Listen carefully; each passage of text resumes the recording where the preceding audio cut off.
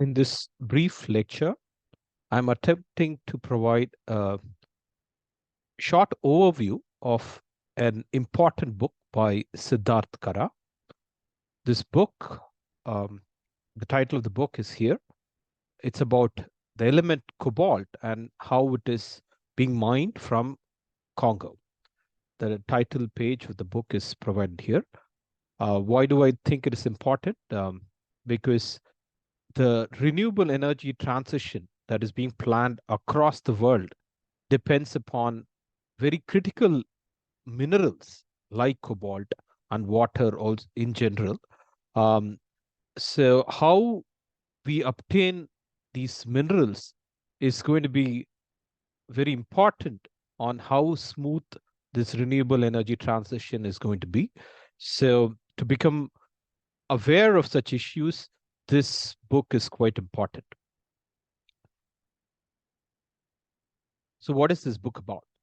As I mentioned, this book is about a particular element, cobalt, which is a critical component of the batteries which you often use in your cell phone and so on.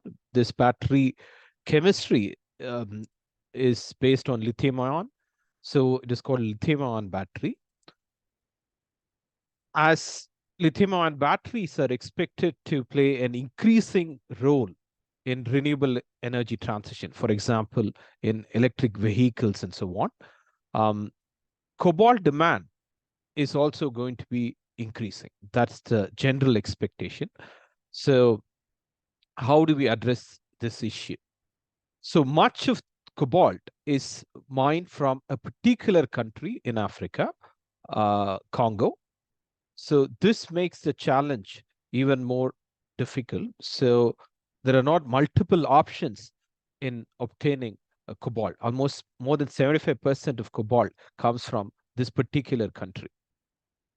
So the book is a very poignant attempt to bring out the mining conditions of the people. The author quotes variety of interviews, anecdotes, um, the of the miners who are um, involved, the miners involved in from Congo.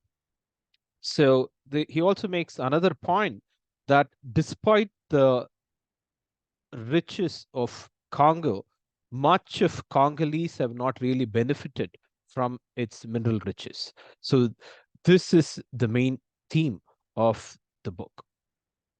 So just to give you a context, Congo is a fairly large country in Africa. Um, so who is Siddarth Kara? Siddarth Kara is an academic. He's an associate professor at the University of Nottingham as of 2023. Um, he got his undergraduate education in humanities from the Duke University. He has an MBA from Columbia and a law degree too. He was an investment banker, but I think he's quit the job and is working as a professor in this place. He has written other books. There is a particular theme to his book, as you can see from not only from Cobalt Red, but also from other books that he has published. So this Wikipedia link elaborates more about Siddarth Kara. So when and how was this book written? The author mentions that he traveled to Congo. He's an American who traveled to Congo on these years. Because of COVID, he didn't go to Congo in 2020.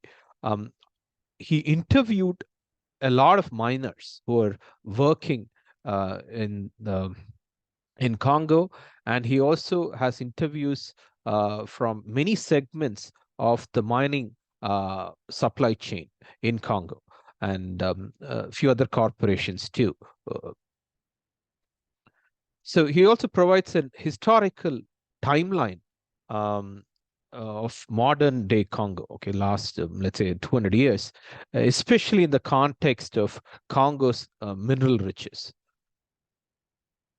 So the specific issue he's trying to address here is there's a particular form of mining, cobalt, or mining of cobalt and few other minerals. It's called artisanal mining. So he addresses this challenge, and he wants to bring out um, awareness um, of this particular form of mining. So just to give you an idea of the content, I am projecting the table of content from this book.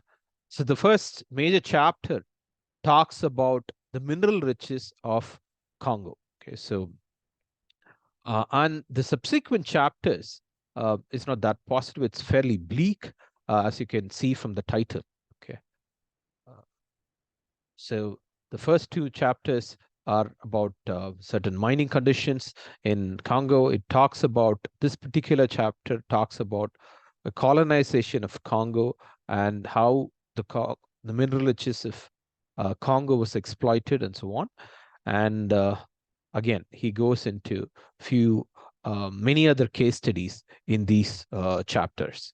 And then there's a summarizing chapter. This is a summarizing chapter. Okay, so a good part of the book is in here. It's mostly about the mining conditions of cobalt miners in Congo. So why is this book important? Okay, so much of engineering technological solution for any problem is a trade-off. Okay, so there is no particular perfect example, perfect solution. So as you try to optimize a particular issue, you typically compromise on some other issue. Okay, so the trade-off in an engineering solution should be understood. So the macro problem which I'm referring to is the issue of renewable energy. This is very important, okay, to address the challenges of global warming and so on. So while doing so, we are quite reliant on material-centric devices. Okay, so what do I mean by material-centric?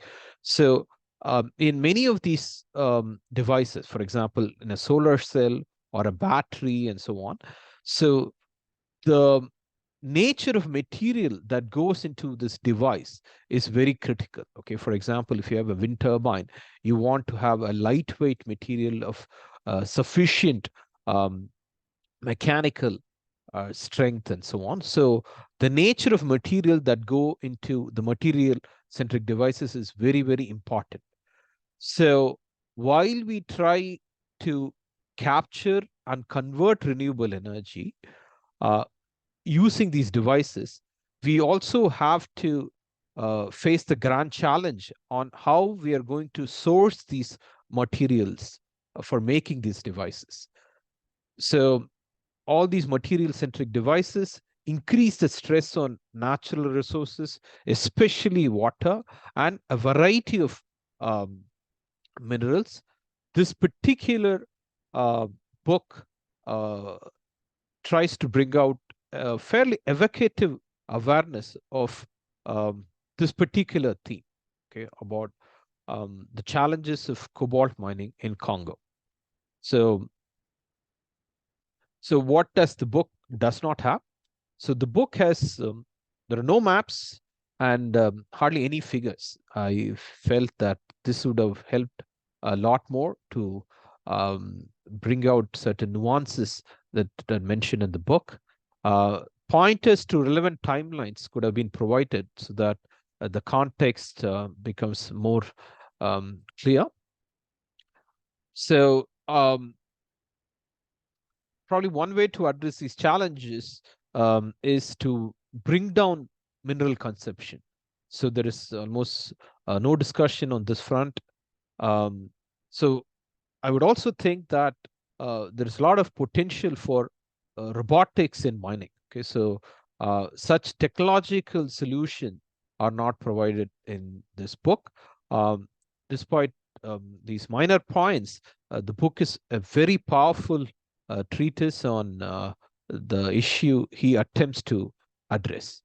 So in the next lecture, I will provide a brief overview of his introduction to set the context for his subsequent chapters. Thank you.